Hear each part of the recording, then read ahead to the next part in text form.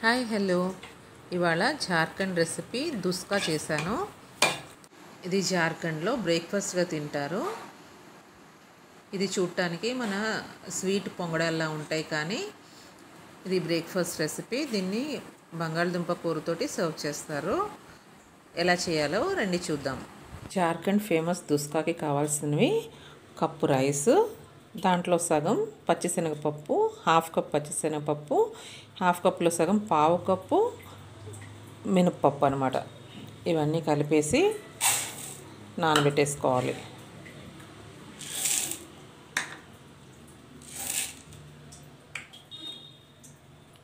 రెండు మూడు సార్లు కడిగేసి 4-5 గంటలు నానబెట్టేసుకోవాలి.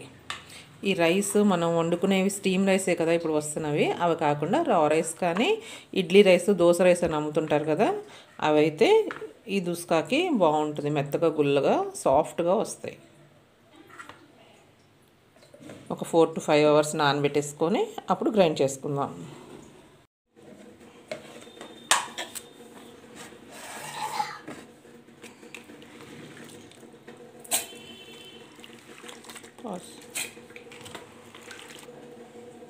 మెత్తగా గ్రైండ్ చేసేసుకోవాలి.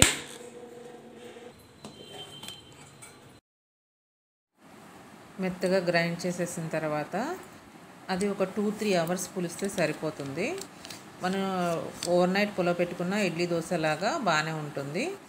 అప్పటికప్పుడు వెంటనే వేసుకోవాలంటే కొంచెం వంట సోడా కలిపేసుకొని వేసుకుంటే బాగా పొంగుతాయి, గుల్లగా వస్తాయి. ఆ పిండిలోకి 2 పచ్చిమిరపకాయలు, చిన్న అల్లం ముక్క, కొంచెం జీలకర్ర వేసి ధనియాలు వేసేసి బరకగా గ్రైండ్ చేసుకోవాలి. గ్రైండ్ చేసుకున్న పచ్చిమిర్చి పేస్ట్ అది పిండిలో కలిపేసేయాలి.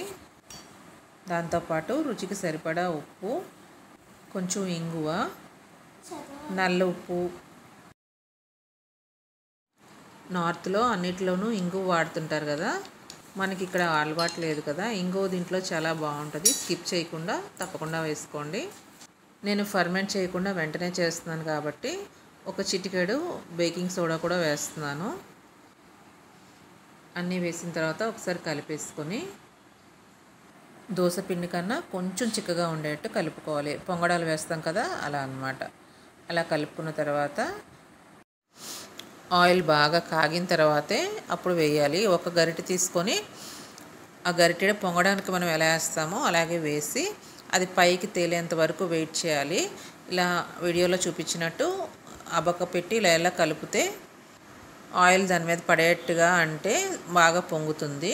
రెండు వైపులా బ్రౌన్ కలర్ వచ్చేంత వరకు వేయించేసుకొని తీసేసుకోవడమే. ఇవి పునుగుల్లాగా అన్నీ ఒక్కసారి వేసేయడానికి అవ్వదు. కొంచెం ఫ్లాట్గా ఉండే మూకుడు పెట్టుకొని ఒకటి ఇలా పొంగి పైకి వచ్చిన తర్వాత ఆ పక్కన ఇంకోటి వేసుకోవాలి. నేను ఫ్లాట్ ప్యాన్ పెట్టాను. ఆయిల్ చాలా ఎక్కువ పోయాల్సి వచ్చింది. ఎందుకు అంత ఆయిల్ వేడి చేసుకోవడం అని చెప్పి మళ్ళీ చిన్న మూకుట్లో వేసాను అనమాట. ఇలా చిన్న దాంట్లో వేసుకున్నా బాగుంటుంది. ఒక్కొక్కటి వేసుకుంటాం కదా, అంటుకోకుండా బాగా వచ్చేస్తాయి. ఆయిల్ ఇలా గరిటెతోటి అంటూ దాన్ని తిప్పుకుంటూ రెండు వైపులా ఎర్రగా వేగేంత వరకు వేయించుకొని తీసుకోవడమే. ఇలా నూనెంతా వాట్ చేసి తీసి పక్కన పెట్టుకొని ఇంకొకటి వేసుకోవాలి.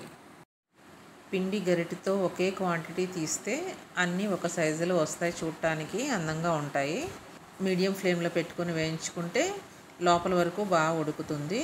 పిండి మరీ చిక్కగా ఉన్నా లోపల ఉడకదు, మరీ పలుచగా ఉన్నా ఆయిల్ ఎక్కువ పీల్చేస్తుంది. కాబట్టి అది దృష్టిలో పెట్టుకొని మనం కన్సిస్టెన్సీ బాగా పలుచగానో కాకుండా మరీ చిక్కగానో కాకుండా మధ్యస్థంగా వేయించుకుంటే దుస్కా బాగా పొంగుతుంది, లోపల వరకు బాగా ఉడుకుతుంది.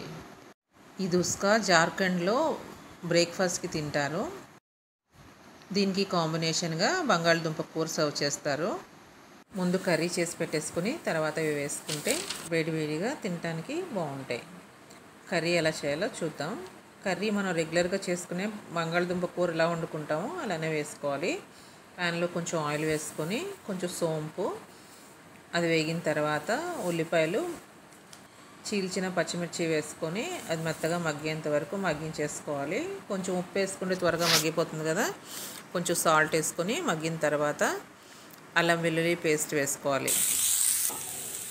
అల్లం వెల్లుల్లి పేస్ట్ పచ్చివాసన పోయేంత వరకు కొంచెం లైట్గా అటు ఇటు వేయించేసిన తర్వాత కొంచెం పసుపు, కారం, ధనియాల పొడి, మసాలా పొడి మనం వేసేసి ఒకసారి కలిపేసుకోవాలి. తర్వాత సన్నగా కట్ చేసుకున్న టమాటో ముక్కలు వేసేసుకొని ఆ నీరంతా ఎగిరిపోయి ఆయిల్ బయటకు వచ్చేంత వరకు, టమాటాలు మెత్తగా స్క్విషీగా అయ్యేంత వరకు కుక్ చేసుకోవాలి.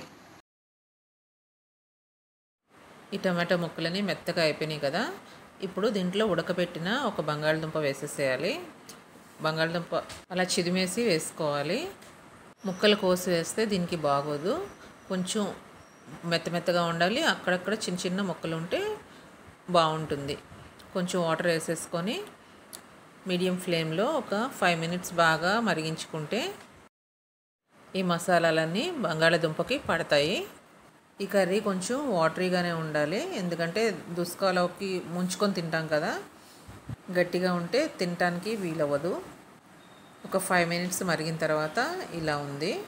లాస్ట్లో కొంచెం కొత్తిమీర, కసూరి మేతి చల్లేసుకుంటే కూర టేస్ట్ చాలా బాగుంటుంది. ఇంకా అంతే, కూర రెడీ అయిపోయింది.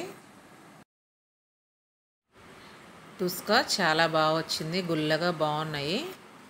అచ్చం మనం పొంగడం వేస్తే ఎలా ఉంటుందో, తీపి పొంగడాలు వేసుకుంటాం కదా, అలాగే తేనెపట్టులాగా చక్కగా పోర్స్గా వచ్చాయి. ఇది కర్రీతో సర్వ్ చేసేసుకోవడమే. ఇంగువ వేసాం కదా, టేస్ట్ చాలా చాలా బాగుంది. నల్ల ఉప్పు, ఇంగువ, జీలకర్ర అన్నీ కలిసి డిఫరెంట్ టేస్ట్ వచ్చింది. మీరు కూడా తప్పకుండా ట్రై చేసి ఎలా ఉందో కామెంట్ చేయండి. వీడియో నచ్చితే లైక్ చేయండి, షేర్ చేయండి, సబ్స్క్రైబ్ చేయండి. Thank you for watching.